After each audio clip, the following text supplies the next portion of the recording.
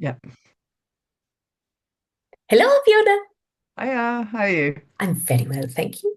You're looking well between us. We're looking quite festive, aren't we? Green and red. Oh yeah, I've got all that. I think I've got Oh, have we got sparkly start, snowflakey. snowflakes. Yeah, it's the last week of term. So, ta-da! We've gone full festive. Yep, and it's feeling chilly. Yep, I'm still on my Christmas tea. Because I've got to get through it all before the end of Christmas period. So Yeah, no, I mean, I'll be honest, the what was it called? Winter warmer stuff that I had last week was from last year. So finishing it off. I got given so much tea for Christmas last year. I'm drinking it still. So but no, I've got what have I got? Oh, I know what I've got. I found this tea that's inspired by Paddington. It's called something like Bears Like Marmalade. oh, Basically, it's tea with orange in it. But I wanted to show you, I brought my new little tea infuser friend. oh, a little axolotl. Exactly. It's my little tea infuser. I think he's amazing. So this is the joys of getting little Secret Santa gifts. And I am worried now that we're doing this podcast that we're going to get more tea as gifts. Oh, got plenty of tea, thank you. And no more mugs. I'm very particular about my mug. Same. People buy me mugs. I'm like, it's not big enough. I know, no, it sounds ungrateful, but it's true. And as all teachers know, the number of mugs that we get.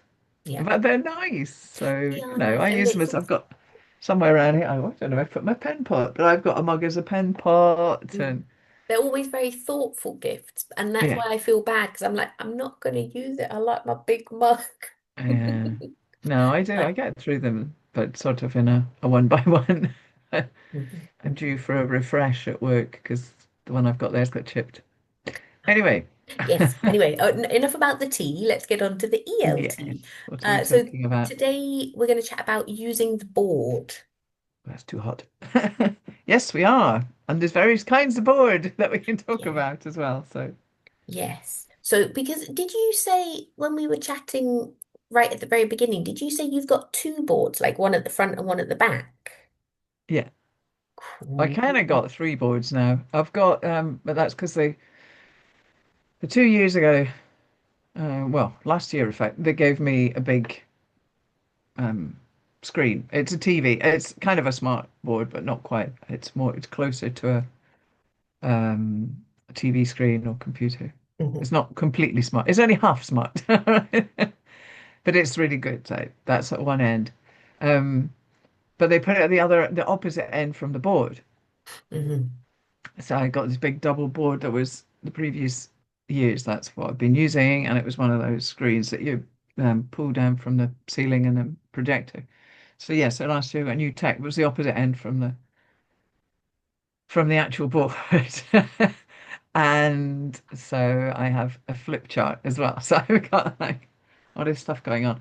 In the previous classroom I was in, I also had a whiteboard at one end, and then when you pulled the screen down, it actually came down in front of the whiteboard. Yeah. So I had two big freestanding whiteboards that I would prop up around the classroom. So Mhm. yeah, multi-board me. Yeah. Yeah.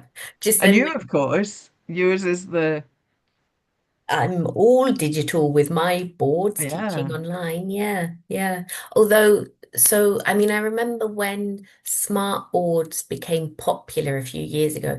To be honest, and it could be because I never really used the tech that went with them, but Uh-huh. I always felt it was so much easier just to have a projector, a whiteboard, and none of the fancy kind of integrated, Yeah. all of that. No, I know exactly what you mean. And the only time I've ever really, really used the smart elements of a smart board was when training CLIL teachers, so training teachers of tech subjects to teach using CLIL methodology Hmm. because they were teaching tech subjects. Mm. They were going to be using their smart boards. So that's the only time really. Even the whole select and save. Occasionally I'll use the I don't know what the mode's called. When you write on in your handwriting and it converts to font. Mm.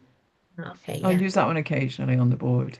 I do mark, I'll have a PowerPoint on and I use the stylus thing Mhm. I to mean, mark it up. that's one of the things that I love about working online is the annotate Yeah, yeah, tool and the variety of colors that you can use. Although whiteboard pens have become more modern. Like I remember when I first started, it yeah. was red, blue, green, black, and that was it. Well, And that's what I got. green I've got an had orange as well. Oh, I remember when there was a guy, Chris, who was doing a training course. He's from Algeciras, and we were training him, and he had a purple one, and I was That's amazed. good. Chris Yeah. Alves, your purple marker, it blew my mind. Um, Teachers and their stationery dreams. yeah, I'm sitting here looking at and over to my left. I actually have you're an orange. orange whiteboard pen Nice, nice. on my desk here. I mean, for me, when I was in the physical classroom, Yeah. green was always reserved for pronunciation. Okay. That was kind of my go-to. Do you have any specific colors for specific elements? Um, well, kind of yes and no. I've got a practical situation with my main board that if I write in black, it's almost impossible to clean. So I don't use black.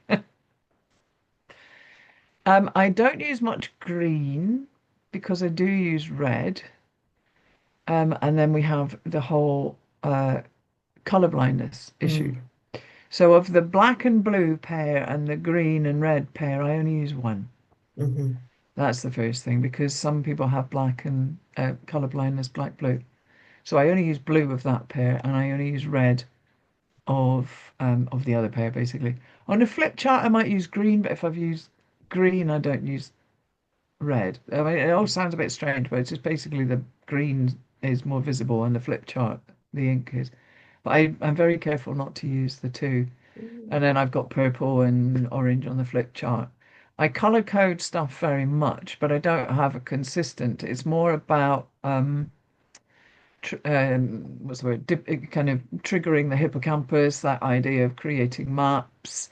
So we'll have like the red block is over here. Like if we were talking about adjectives today, then the adjectives will be in red. But then anything they've asked me for, like emergent language, will be in a different color, and any grammary Mm. stuff will be in a third color. Um, Yeah. but yeah, not particularly consistent. Well, I mean, thinking about you saying that you had different colors for different things. So for me, emergent language, I always had a column on the side Yeah, of the different spaces board. on. Yeah, I mean, now, exactly. I've got the chat box, but in the Yeah, physical classroom, it was always like there was a section. yeah, me too. Because I Mm, think it's something we talk about quite a lot on the Cert TESOL courses is mm. like the layout and making again going back to kind of consistency, making it easier for the students to know where to look for information Yeah. through the lesson.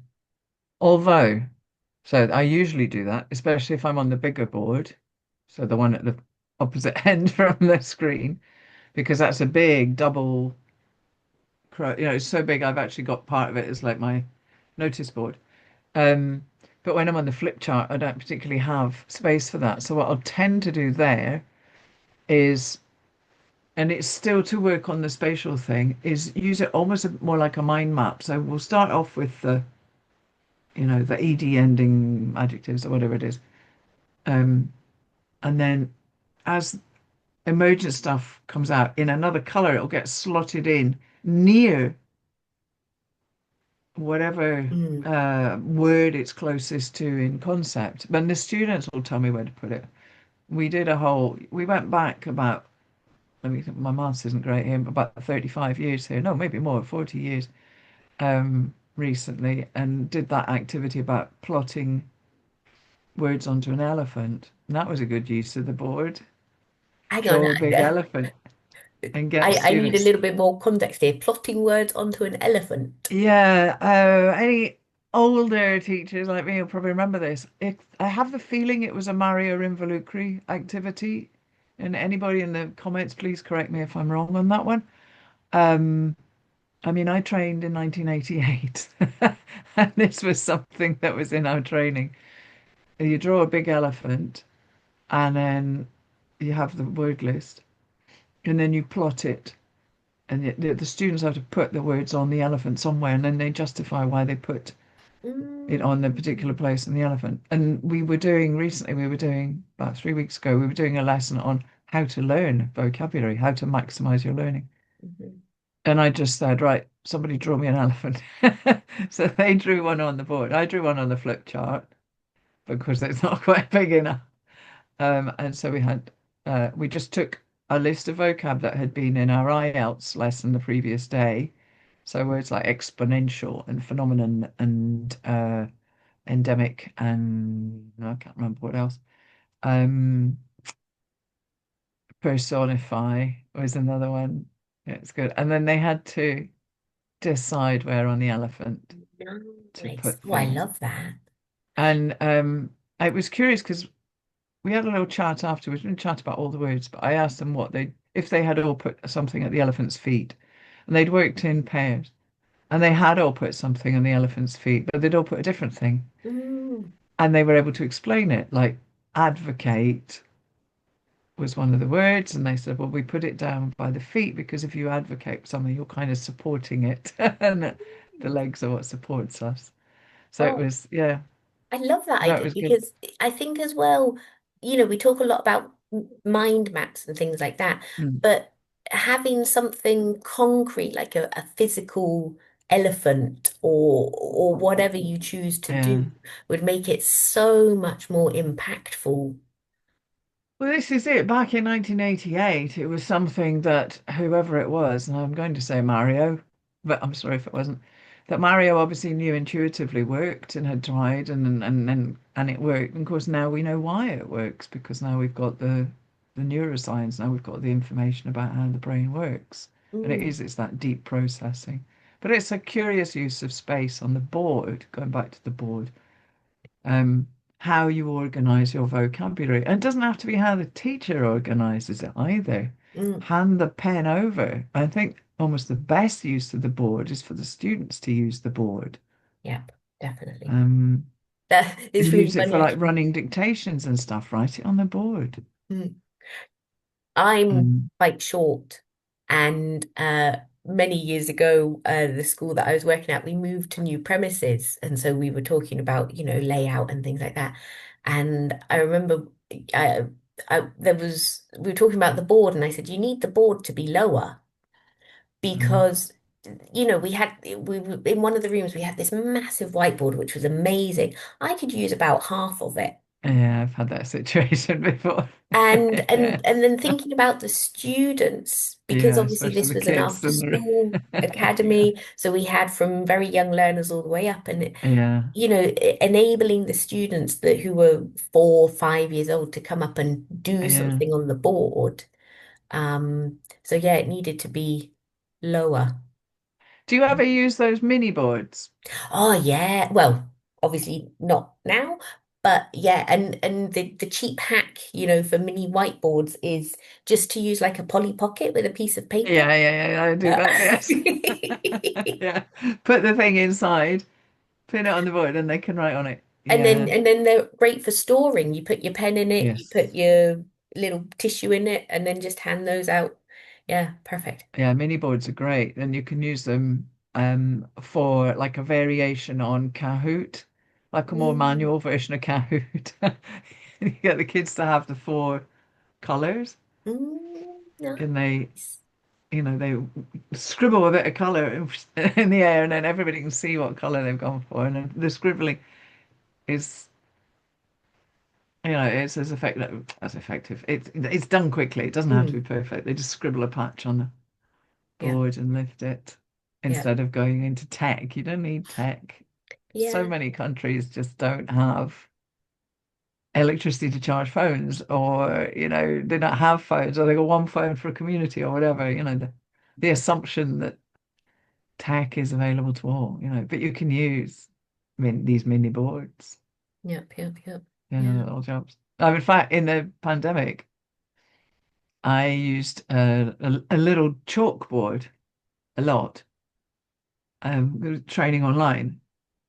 It was just almost not easier, but it was showing another technique if I had a Mm, chalkboard and that held it up, yeah. rather than using all the tech stuff. Well, I mean, that's it. I've seen quite a lot of teachers who are teaching online, but they've got their setup. They've got, Mm. their desk with the computer on, but then they've got their board behind them and they are teaching at the board, on the board, Yeah. um, and still doing that very physical writing and underlining and yeah. Yeah, it's slightly easier to maintain eye contact as well as you just go 1 second, rewrite and show than this sort of 1 second, I'm just going to thing.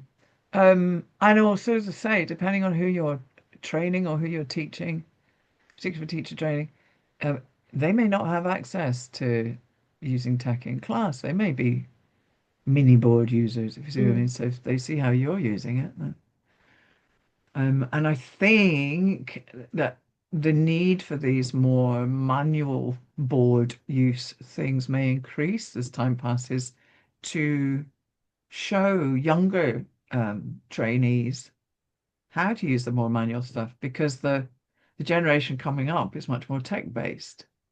Yeah, well, interesting. I was chatting to Anne Robinson recently, and she was talking about some materials that she's produced, and she's kind of adamant at the moment that they won't be digitalized because she said, Mm. young learners, they're not developing their motor skills.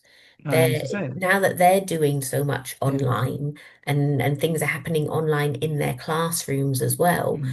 Um, yeah, like you say, we're kind of not that it'll go full circle, but we'll need to go back to Go back to, helping yeah. students develop some of those skills that we've stopped using in real life, Yeah. maybe. Well, I think this is the beauty of in the face-to-face classroom, handing over the board pen or the chalk Hmm. to the students and getting them to do the stuff on the board.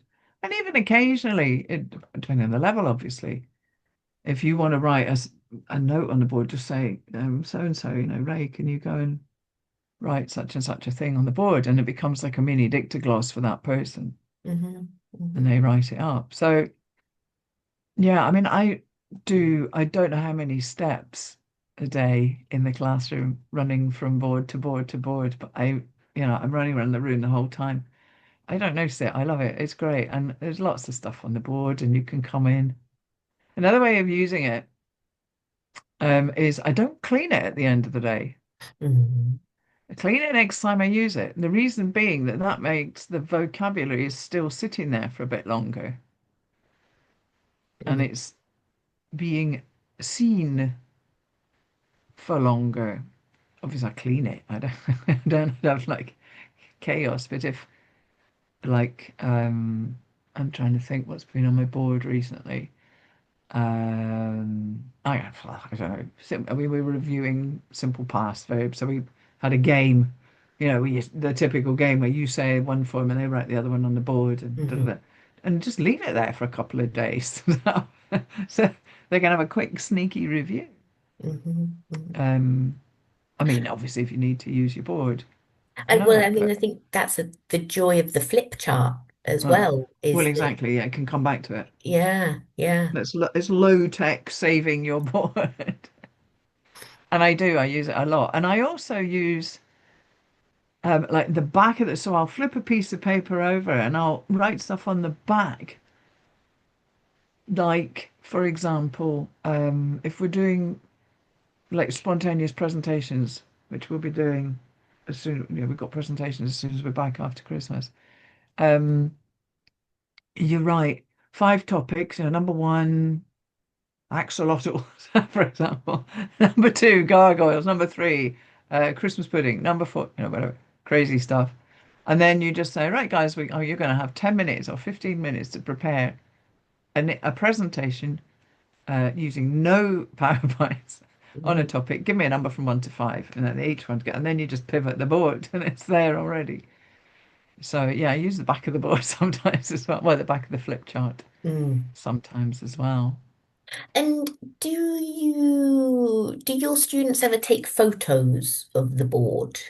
Yeah, but not as much as they used to. Nice. Because I think it's because smartboards nowadays, so my phone, I don't know where it is, but my phone is an old one, basically. So I can take a photo. These newer phones, you get interference and you get sort of like a rainbow stripe if you use them to take a picture of a smartboard or a screen. Hmm. There's, that the light waves interfere, so they end up with a kind of a multicolored stripe effect. Mm. And that transfers to their use of photographing the shall we say, the analog board. They Mm. don't tend to do it much. In fact, sometimes I'll say to them, can you just take a photo of that? Things like, because I do write the schedule for their current affairs lesson and that kind of thing. Mm. But yeah, do you screenshot? Well, no, and I've noticed as well. So now that I'm online, emergent language goes in the chat box. Um, but I've noticed the more diligent students, I can Hmm. see them writing it down Hmm. whilst I'm explaining it anyway. I mean, I send Yeah. the chat through to the group after the lesson, but the ones thinking about my teenagers, the ones who are kind of on top of things, they're going, oh, and writing things Yeah. down. Mine Yeah. mostly write it down as well, I've noticed. And so they've started shifting away from their phones to tablets in class. I've noticed that as well. It's curious. But then I do talk to them about how the brain works and how, the tactile business helps. Mhm. And again, that's why getting students right on the board helps the memory, that sort of the movement and the, Yep. Yep. Well, but I yeah, can sense some elephants coming into my class this week. We will have done a reading about some hobbies, so I'm going to pick out some vocabulary and give them an elephant. I'm looking forward to it already. and we'll have games at the board with the students holding the board pens because I say it's the last week of term. So Fantastic. Awesome. Well, we do actually, we're going to have one more chat before Christmas. Next week, we're going to chat about that kind of the break, coming back after breaks, to maybe give people some ideas for what they you got might one want to more or do. two more? Well, I think we've we got got one more before Christmas, and then I think we're going to have a coffee break during the holidays or yeah, during our holidays. exactly between Christmas and New Year. Yeah, Yeah, the 30th or yeah, something. Yeah. yeah, exactly. Fabulous. Well, enjoy your last week of term, and I'll see you Thank again you. next week. See you Bye. soon. Bye.